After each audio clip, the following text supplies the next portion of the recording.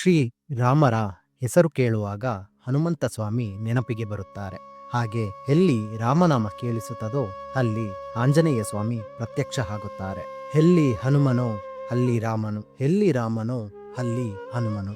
ರಾಮಾಯಣದಲ್ಲಿ ರಾಮರಿಗೆ ಇರುವಷ್ಟೇ ಪ್ರಾಮುಖ್ಯತೆ ಹನುಮಂತರಿಗೂ ಇದೆ. ರಾಮನ ಮೇಲೆ ಇರುವ ಭಕ್ತಿಗೆ, ಪ್ರೇಮಕ್ಕೆ, ವಿಧೇಯಕ್ಕೆ ಪ್ರಾಣ ಇದ್ದರೆ ಆ ಪ್ರಾಣನೇ ಹನುಮಂತ ಆಗಿರುತ್ತಾರೆ. ರಾಮ ಹನುಮಂತರ ಮಧ್ಯೆ ಸೋದರರಿಗೂ ಸ್ನೇಹಿತರಿಗೂ ಮೇಲೆ ಇರುವಂತ ಸಂಬಂಧ ಇದೆ. ಇವತ್ತು ಈ ವಿಡಿಯೋದಲ್ಲಿ ಹನುಮಂತರ ಹುಟ್ಟಿನ ಬಗ್ಗೆ ತಿಳಿಯೋಣ. ಈ ವಿಡಿಯೋವನ್ನು ಮಿಸ್ ಮಾಡಬೇಡಿ, ತುಂಬಾ ಇಂಟ್ರೆಸ್ಟಿಂಗ್ ಆಗಿರುತ್ತದೆ, ಕೊನೆವರೆಗೂ ನೋಡಿ. ಹಾಗೆಯೇ ನಿಮ್ಮೆಲ್ಲರಿಗೂ ಒಂದು ಪ್ರಶ್ನೆ, ನಿಮ್ಮ ಇಷ್ಟದ ದೇವರು ಯಾರು ಎಂಬುದು ಕಮೆಂಟ್ ಮಾಡಿ. ಹಾಗೆಯೇ ಲೈಕ್ ಮಾಡಿ, ಸಬ್ಸ್ಕ್ರೈಬ್ ಮಾಡಿದ್ದೀರಾ ತಾನೆ? ಇವಾಗ ಈ ವಿಡಿಯೋ ಶುರು ಮಾಡೋಣ. ಆಂಜನೇಯನ ಜನ್ಮ ರಹಸ್ಯ ಏನು? ಆಂಜನೇಯರಿಗೆ 3 ಜನ ತಂದೆ ಹೇಗೆ? ಹನುಮಂತನ ಹುಟ್ಟಿನಲ್ಲಿ ಶಿವನ ಪಾತ್ರ ಏನು?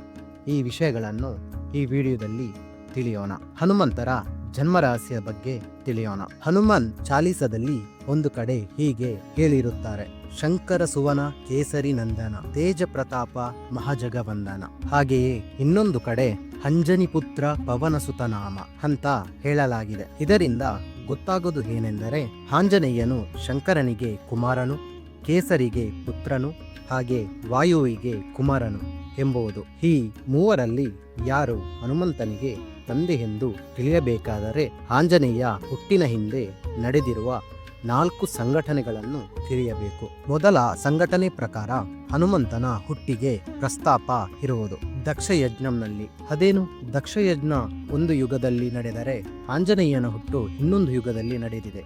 ಈ ಎರಡಕ್ಕೂ ಸಂಬಂಧ ಏನೆಂದರೆ, ದಕ್ಷಯಜ್ಞ ಪೂರ್ತಿಯಾಗುವಾಗ ದಾಕ್ಷಾಯಿನಿ ಅಮ್ಮನವರು ತನ್ನ ಶರೀರವನ್ನು ಬಿಡುತ್ತಾರೆ. ಆಗ ಪರಮೇಶ್ವರನು ತನ್ನ ಪತ್ನಿ ನನ್ನನ್ನು ಬಿಟ್ಟು ಹೋದಳು ಎಂದು, ಅವರ ಗುರುತಿಗೆ ಈ ದೇಹ ಮಾತ್ರ ನನ್ನಲ್ಲಿ ಇದೆ ಎಂದು ಆ ದೇಹವನ್ನು ತೆಗೆದುಕೊಂಡು ಹೋಗಿ ಪ್ರಳಯ ತಾಂಡವ ಹಾಡುತ್ತಾನೆ. ಆ ರೀತಿ ತಾಂಡವ ಹಾಡುತ್ತಿರುವ ಶಿವನನ್ನು ನೋಡಿ ಪ್ರಳಯ ಸಂಭವಿಸುತ್ತದೆ ಎಂದು ವಿಷ್ಣುಮೂರ್ತಿ ಭಯದಿಂದ ತನ್ನ ಸುದರ್ಶನ ಚಕ್ರದಿಂದ ಸತಿದೇವಿಯ ದೇಹವನ್ನು ಬೇರೆ ಬೇರೆ ಭಾಗಗಳಾಗಿ ಮಾಡುತ್ತಾರೆ. ಹಾಗೆಯೇ ಆ ಶರೀರದ ಭಾಗಗಳು ಬಿದ್ದ ಜಾಗವು ಅಷ್ಟಶಕ್ತಿ ಪೀಠ ಆಗಿರುವುದು ನಮ್ಮೆಲ್ಲರಿಗೂ ಗೊತ್ತಿದೆ.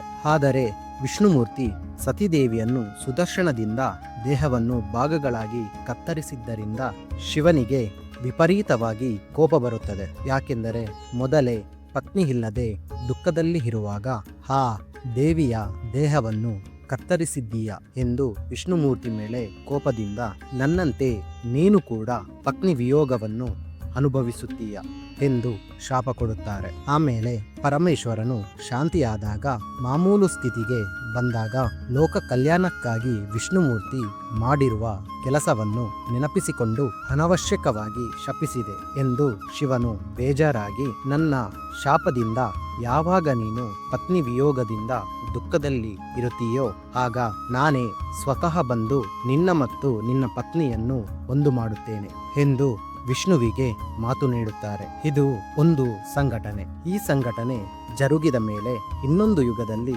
ಮತ್ತೊಂದು ಸಂಘಟನೆಯು ನಡೆಯುತ್ತದೆ. ಅದೇನೆಂದರೆ ವಿಷ್ಣುಮೂರ್ತಿ ರಾಮರ ಅವತಾರದಲ್ಲಿ ತನ್ನ ಪತ್ನಿ ಸೀತೆಯಾಗಿ ಜನ್ಮಿಸಿರುವುದು. ಈ ಸಂಘಟನೆಯಲ್ಲಿ ಸೀತೆಯನ್ನು ರಾವಣನು ಅಪಹರಿಸುವಾಗ ಸೀತಾದೇವಿ ಇರುವಿಕೆಯ ಜಾಗದ ಬಗ್ಗೆ ಕಂಗಾಲಾಗಿರುತ್ತಾರೆ. ಆಗ ಶಿವನ ಅಂಶದಲ್ಲಿ ಹನುಮಂತನು ಹುಟ್ಟಿ ವಿಷ್ಣುವಿಗೆ ಕೊಟ್ಟಿರುವ ಮಾತಿನಂತೆ ಸಹಾಯ ಮಾಡುತ್ತಾರೆ. ಶಿವನು ಏಕೆ ವಾನರ ರೂಪದಲ್ಲಿ ವಿಷ್ಣುವಿಗೆ ಸಹಾಯ ಮಾಡಲು ಹುಟ್ಟಿದರು ಎಂದರೆ ಇದಕ್ಕೆ ಇನ್ನೊಂದು ಸಂಘಟನೆಯು ಕಾರಣ. ಅದೇನೆಂದರೆ ರಾವಣಾಸುರನು ಬ್ರಹ್ಮನಿಗಾಗಿ ತಪಸ್ಸು ಮಾಡುತ್ತಾನೆ. ಆಗ ಬ್ರಹ್ಮ ಪ್ರತ್ಯಕ್ಷನಾಗಿ ಏನು ವರಬೇಕು ಎಂದು ಕೇಳಿದಾಗ ಹಲವಾರು ವರವನ್ನು ಕೇಳುತ್ತಾನೆ.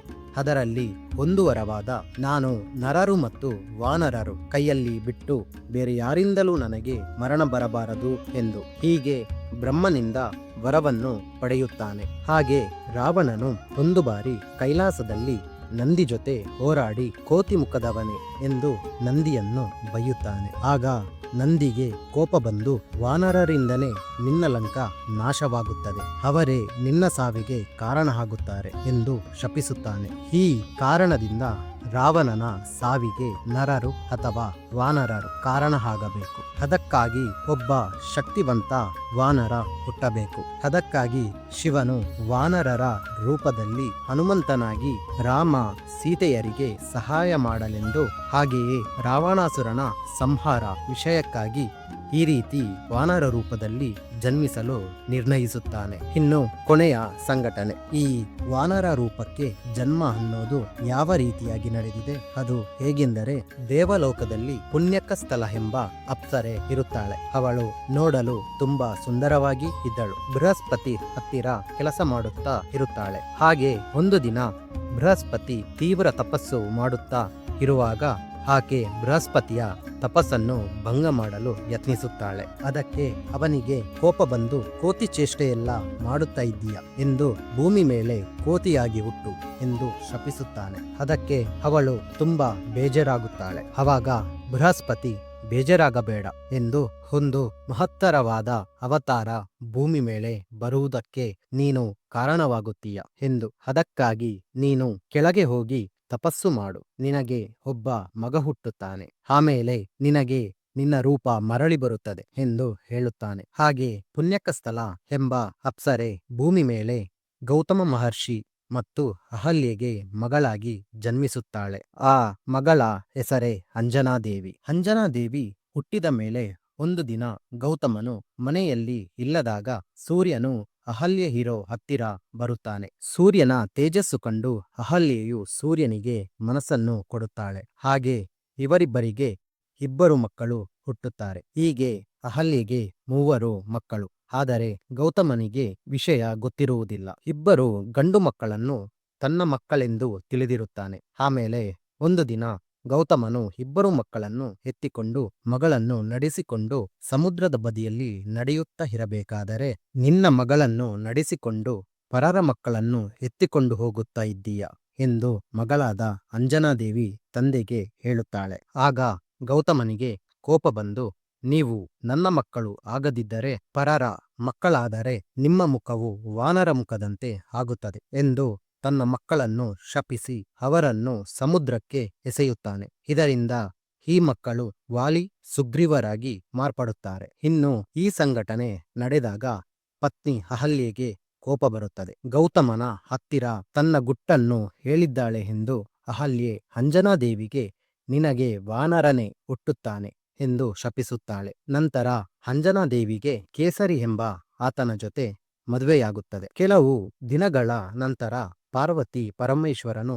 ವಿಹಾರಯಾತ್ರೆಗೆ ಭೂಲೋಕಕ್ಕೆ ಬರುತ್ತಾರೆ. ಪಾರ್ವತಿ ದೇವಿ ಕೋತಿಗಳು ಆಟ ಆಡೋದನ್ನು ನೋಡಿ ನಾವು ಹಾಗೆ ಆಟ ಆಡೋಣ ಅಂತ ಹೇಳಿಕೊಳ್ಳುತ್ತಾಳೆ. ಅವಾಗ ಇಬ್ಬರು ಕೋತಿಯ ರೂಪದಲ್ಲಿ ಆಟವಾಡುತ್ತಾ ಇರುತ್ತಾರೆ. ಇದರಿಂದ ಪಾರ್ವತಿ ದೇವಿಯು ಗರ್ಭವತಿ ಆಗುತ್ತಾಳೆ. ಆದರೆ ಆ ಶಕ್ತಿಯನ್ನು ಭರಿಸಲಾಗದೆ ಶಿವನಲ್ಲಿ ಹೇಳುತ್ತಾಳೆ. ಇಲ್ಲಿ ನಿಮಗೆ ಆಶ್ಚರ್ಯ ಆಗಬಹುದು, ಪಾರ್ವತಿ ದೇವಿಗೆ ನೋವನ್ನು ಭರಿಸುವ ಶಕ್ತಿ ಇಲ್ಲವೆಂದು. ಅದಕ್ಕೆ ಕಾರಣ ಆಂಜನೇಯ ಸ್ವಾಮಿ ಹುಟ್ಟು ನಡಿಬೇಕಾಗಿರುವುದು. ಈ ಲೀಲೆಗಳು ನಡೆಯುತ್ತಾ ಇರುತ್ತವೆ. ಆಗ ಪಾರ್ವತಿ ದೇವಿಯ ಗರ್ಭವನ್ನು ಪರಮೇಶ್ವರ ವಾಯುದೇವನಿಗೆ ನೀಡಿ ಅಂಜನಾದೇವಿ ಗರ್ಭದಲ್ಲಿ ಪ್ರವೇಶ ಮಾಡಲು ಹೇಳುತ್ತಾನೆ. ಆಗ ವಾಯುದೇವನು ಅಂಜನಾದೇವಿಯ ಕಿವಿಯಿಂದ ಆ ಗರ್ಭವನ್ನು ಪ್ರವೇಶ ಮಾಡಿಸುತ್ತಾನೆ. ಹಾಗೆ ಅಂಜನಾದೇವಿಗೆ ಒಬ್ಬ ಮಗ ಹುಟ್ಟುತ್ತಾನೆ. ಆತನೇ ಆಂಜನೇಯ. ಇಷ್ಟು ಸಂಘಟನೆಗಳು ಆಂಜನೇಯ ಜನನಕ್ಕೆ ಸಾಕ್ಷಿಯಾಗುತ್ತವೆ. ಆದರೆ ಅಂಜನಾದೇವಿಗೆ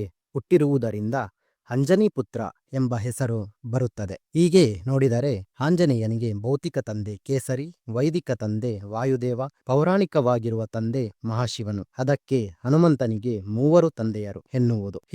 ಇಷ್ಟು ಆಂಜನೇಯನ ಹುಟ್ಟಿನ ಬಗ್ಗೆ ತಿಳಿದುಕೊಂಡೆವು. ಮುಂದಿನ ವಿಡಿಯೋದಲ್ಲಿ ಆಂಜನೇಯರ ಇನ್ನಷ್ಟು ವಿಷಯಗಳನ್ನು ತಿಳಿಯೋಣ. ಯಾರೆಲ್ಲ ಸಬ್ಸ್ಕ್ರೈಬ್, ಲೈಕ್ ಮಾಡಿಲ್ಲ ದಯವಿಟ್ಟು ಮಾಡಿ. ಇನ್ನಷ್ಟು ಕಥೆಗಳನ್ನು ಹೇಳಲು ನಮಗೆ ಶಕ್ತಿ ಸಿಕ್ಕಂತೆ ಆಗುತ್ತದೆ. ಈ ವಿಡಿಯೋ ಇಷ್ಟ ಆದಲ್ಲಿ ಸಬ್ಸ್ಕ್ರೈಬ್, ಲೈಕ್, ಹಾಗೆ ನನ್ನ ಮುಂದಿನ ವಿಡಿಯೋ ನಿಮಗೆ ಗೊತ್ತಾಗಬೇಕೆಂದರೆ ಬೆಲ್ ಐಕಾನ್ ಅನ್ನು ಪ್ರೆಸ್ ಮಾಡಿ.